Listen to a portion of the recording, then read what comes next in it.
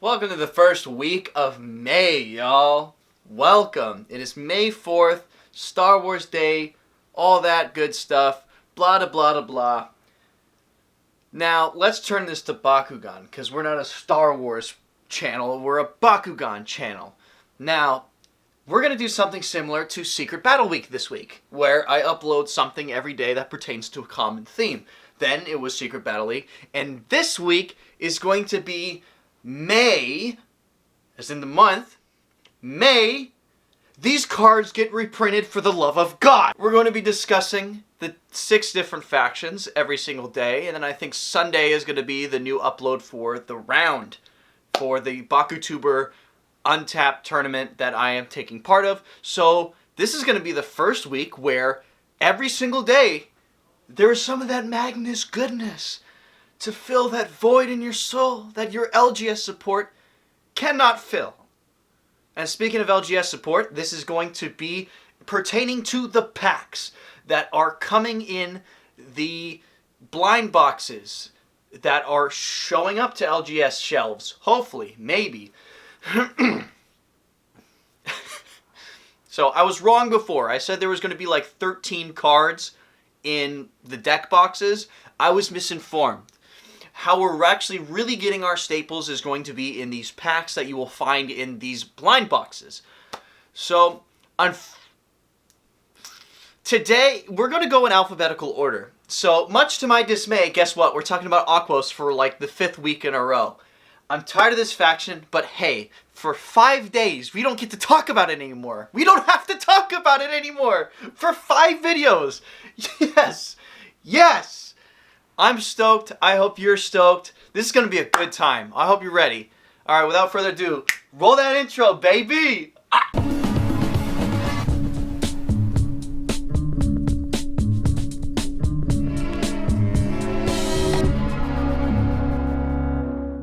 Viewer beware. This list pretty much consists, of mainly expensive BR cards or Age of Aurelus cards that are just non-existent. You cannot find them. So just beware that that's what this list mainly is comprised of. Oops, distribution issues, made an entire list of what needs to be reprinted. I'm going to see this as like kind of a hard reset, right? They kind of messed up set 1 through 4. Some people could find them, some people can't. So I'm guessing this LGS support, these staple packs, are going to be a way to just kind of catch everyone up like that. And hopefully, the intention meets the result. Because if not,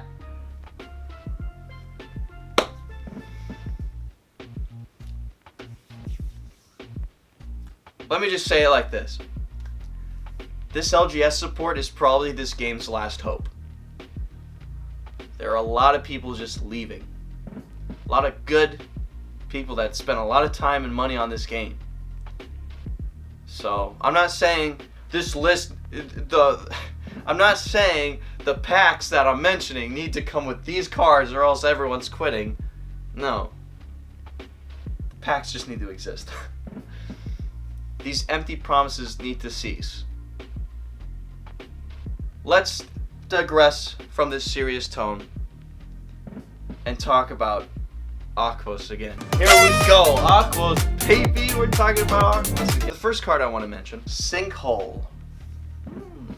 Sinkhole, you may have heard of it, you may not have. It's a ghost, it's elusive. Oh, it's a 4-cost negate that can negate an action card or a hero, mainly to combat Mac decks that don't have a lot of damage. It's their main way to combat the free wins that come with Mac.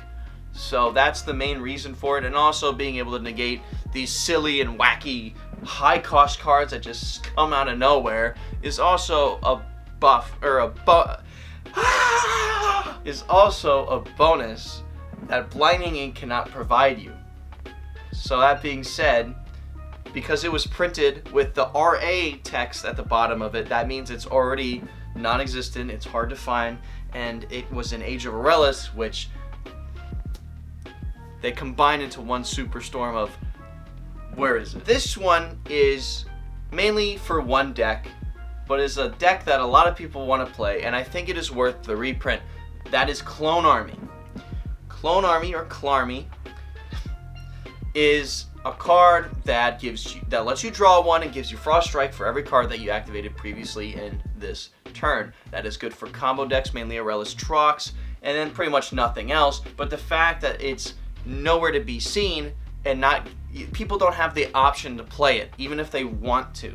So I think that that's a good enough card where that warrants that reprint, because it is an insanely good card, and there's a possibility it can get good in the future, just because Frost Strike, especially when lended such a hand with these low cost, 0/1 costs, especially with Sync coming up, it can be an insane I want to end the game now, and you just have the ability to do so. So I think Clone Army would be worth the reprint, just because it is Age of Aurelus, it's hard to find, and it's a fan favorite. Like, people want this card. The most sought out Aquos card in the game, Shun, Kazam, bam, thank you ma'am. Shun is a 3-cost hero that lets you draw every time you open.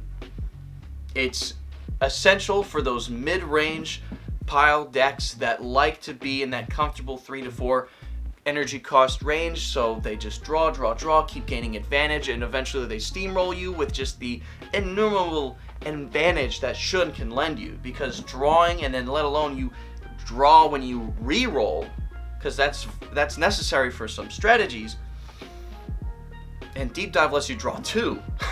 Essentially, it's a 1-cost draw 2, which is insane value. And it's a BR, it's an SR, so that's similar to RA with Age of Aurelus. SR, BR is a death sentence. Where are you going to find it? No one's going to find it.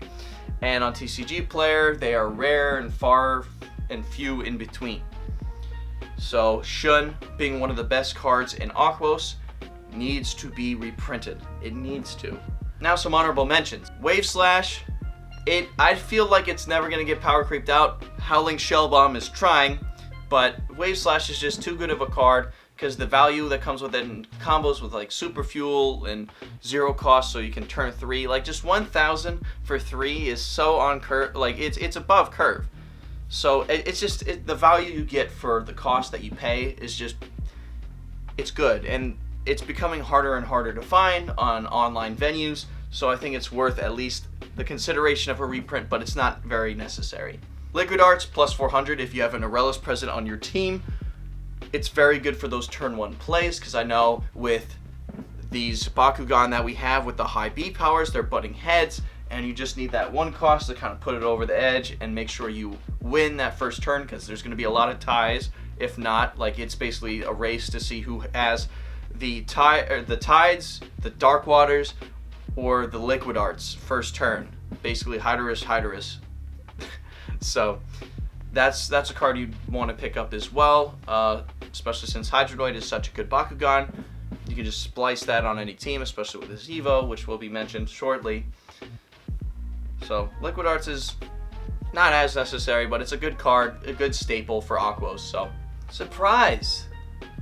Another RA Aquos card makes the list. Another Age of Aurelus RA card makes the list. Can we guess which one it is, class?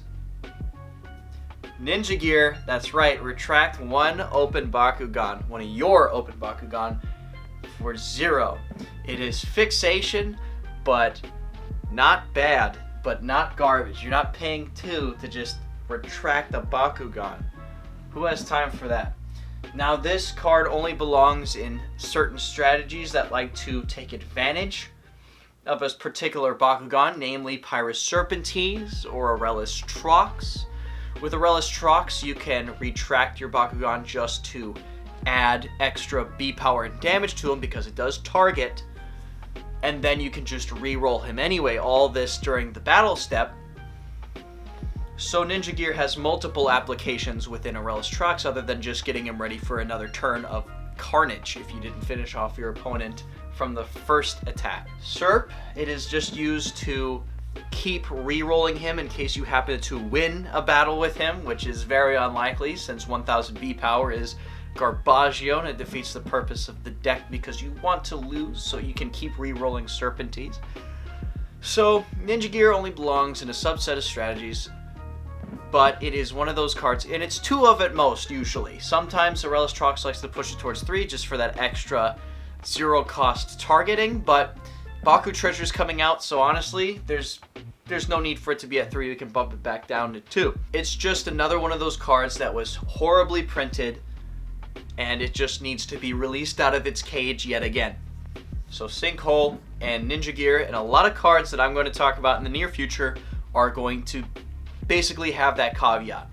Couldn't find it, please reprint it so we can have access to it. That being said, if you liked the video, why don't you go ahead and like the video? And if you want to follow me all the way into Ventus at the end of the week, go ahead hit that big old subscribe button. Go ahead and do that for me right now. I'm watching you. Click it, or don't, but do. Tell a friend, and I'll see you tomorrow.